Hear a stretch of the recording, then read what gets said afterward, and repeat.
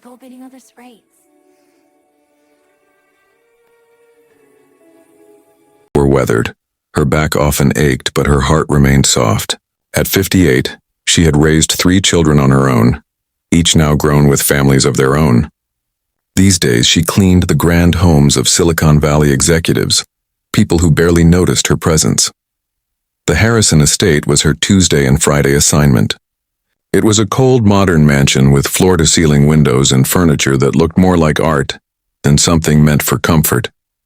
Margaret had been cleaning there for 6 months and had only met Mr. Harrison twice.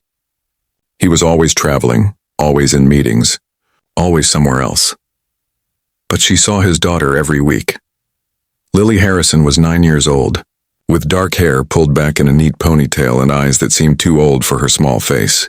She would sit at the kitchen counter doing homework while Margaret cleaned, never saying much, just watching quietly.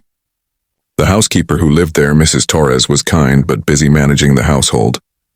Lily spent most of her time alone. One Friday afternoon in late November, Margaret was polishing the marble countertops when she heard a small voice behind her. "Excuse me, ma'am?" Margaret turned to find Lily standing there clutching her backpack straps. The girl's eyes were red like she had been crying. "Yes, sweetheart, what is it?" Lily bit her lip. Her whole body seemed to tremble with the weight of whatever she was about to say. "We're having a Thanksgiving play at school next week. Everyone's parents are supposed to come and watch, and then afterward, there's a mother-daughter tea party." Margaret's heart sank. She had learned from Mrs. Torres that Lily's mother had passed away when Lily was only 3. Mr. Harrison never remarried, never even dated as far as anyone knew. He just threw himself into his work, building his empire while his daughter grew up in the shadows of his success. "I see," Margaret said gently. "And your father? He's in Singapore. He won't be back until December." Lily's voice cracked. "All the other kids will have their moms there. I'm the only one who doesn't have anyone." The girl took a shaky breath, and then the words tumbled out in a desperate rush. "Ma'am, can you pretend to be my mom for the school play?" The question hung in the air between them. Margaret felt tears prick her own eyes. This child, who had everything money could buy, was asking a cleaning lady to pretend to be her mother because she had no one else. "Oh, honey," Margaret whispered, setting down her cloth. "I know it's weird," Lily continued quickly, "and I know you're busy, but I don't have anyone else to ask. Mrs. Torres has to take her sister to a doctor's appointment that day, and I just thought maybe if you weren't too busy you could come. Just for an hour. I wouldn't tell anyone you weren't really my mom. I promise." Margaret looked at this small, lonely girl, and in that moment she saw her own daughter at that age, the year Margaret's husband had left. She remembered the school events she had almost missed because she was working 2 jobs, the times her daughter had sat alone while other children were picked up by 2 parents. She had always made it work, always been there, but she remembered the fear in her daughter's eyes when she thought her mother might not come. "What time is the play?" Margaret asked softly. Lily's eyes widened with hope. 2 o'clock on Tuesday, at Riverside Elementary. "I'll be there." "Really?" Lily's voice was barely a whisper. "Really? And you don't have to pretend I'm someone I'm not. If anyone asks, you can tell them the truth. But I'll be there for you, sweetheart. I promise."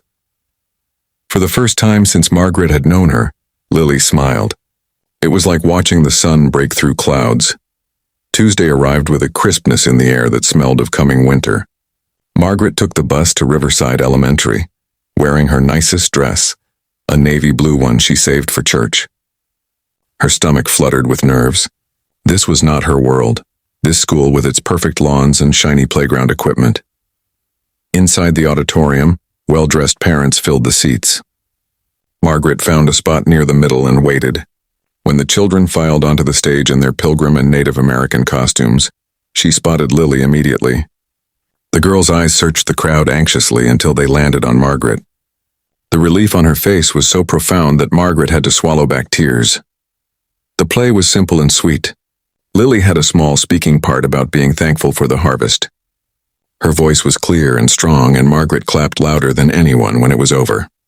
Afterward, in the school cafeteria decorated with construction paper turkeys and autumn leaves, the mother-daughter tea party began. Margaret and Lily sat at a small table with cookies and apple cider. Around them, mothers and daughters chatted and laughed. "Thank you for coming," Lily said quietly. "I know you probably had other things to do." "There's nowhere else I would rather be," Margaret replied, and she meant it. They talked about small things at first. Lily's favorite subjects in school, the book she was reading, how she wished she could have a dog. But then as the afternoon wore on, Lily grew quieter. "Do you have children?" she asked. "3, all grown now with kids of their own." "Do they remember when you used to do things like this with them?" Margaret smiled. "They do. In fact, my daughter told me just last week that her favorite childhood memory was the time I took her to a mother-daughter tea at her school, much like this one. I had been working double shifts for months and I was exhausted, but I showed up. She said that's when she knew, really knew, that she mattered more to me than anything else in the world." Lily absorbed this, her small fingers tracing the rim of her cup. "My dad loves me," she said, as if trying to convince herself. "He's just very busy. I'm sure he does love you, honey. Sometimes adults get so caught up in what they think they need to do that they forget what really matters. It doesn't mean they love you any less." "I miss my mom," Lily whispered. "I don't really remember her, but I miss her anyway." "Does that make sense?" Margaret reached across the table and took the girl's hand in hers. "That makes perfect sense. We can miss someone we never really knew. We can miss the idea of them, the space they should have filled in our lives." Lily nodded, tears sliding down her cheeks. Margaret moved her chair closer and put her arm around the girl's shoulders. They sat like that for a long moment while the party continued around them. When it was time to leave, Lily hugged Margaret tightly. "Will you come back?" she asked. "Not just to clean, but to visit me. Every Tuesday and Friday I'll make time to sit with you for a while. We can do homework together or just talk, whatever you need." Over the following weeks, something beautiful unfolded. Margaret would arrive at the Harrison estate and, after her cleaning was done, she would spend an extra hour with Lily. They would bake cookies together, read books, work on school projects. Sometimes they just sat on the couch and talked about everything and nothing. Lily began to bloom. Her smiles came more easily. She talked more, laughed more. Even Mrs. Torres noticed the change. Then, 2 weeks before Christmas, Mr. Harrison came home. He arrived on a Friday evening, unexpected and exhausted from travel. Margaret was in the kitchen with Lily, teaching her how to make her grandmother's famous gingerbread cookies. They were laughing, flour dusted across both their faces, when he walked in. James Harrison was a tall man in his early 40s, with dark hair graying at the temples and the same tired eyes his daughter had once worn. He stopped in the doorway, surprised to find his home filled with warmth and laughter. "Dad," Lily exclaimed, running to hug him. "You're home early." He embraced her, but his eyes were on Margaret, questioning. "This is Margaret," Lily said proudly. "She's teaching me to bake."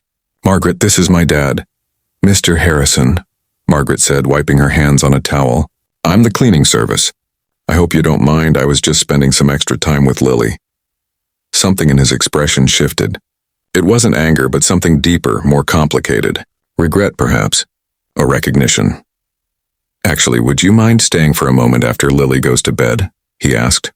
"I'd like to speak with you." Margaret's heart sank. She was going to be let go. She had overstepped, gotten too close. Later, after Lily had been tucked in, Margaret returned downstairs to find Mr. Harrison sitting at the kitchen table, staring at a cup of coffee. "Please sit," he said. Margaret sat, bracing herself. "Mrs. Torres told me what you did," he began. "About the school play. About the time you've been spending with Lily. I'm sorry if I overstepped, Mr. Harrison. She needed someone and He held up a hand. "Don't apologize. I'm not upset. I'm ashamed." He looked up at her and she saw tears in his eyes. "I've failed my daughter. I know I have. After my wife died, I threw myself into work because it was easier than facing the grief, easier than being alone in this house with memories everywhere.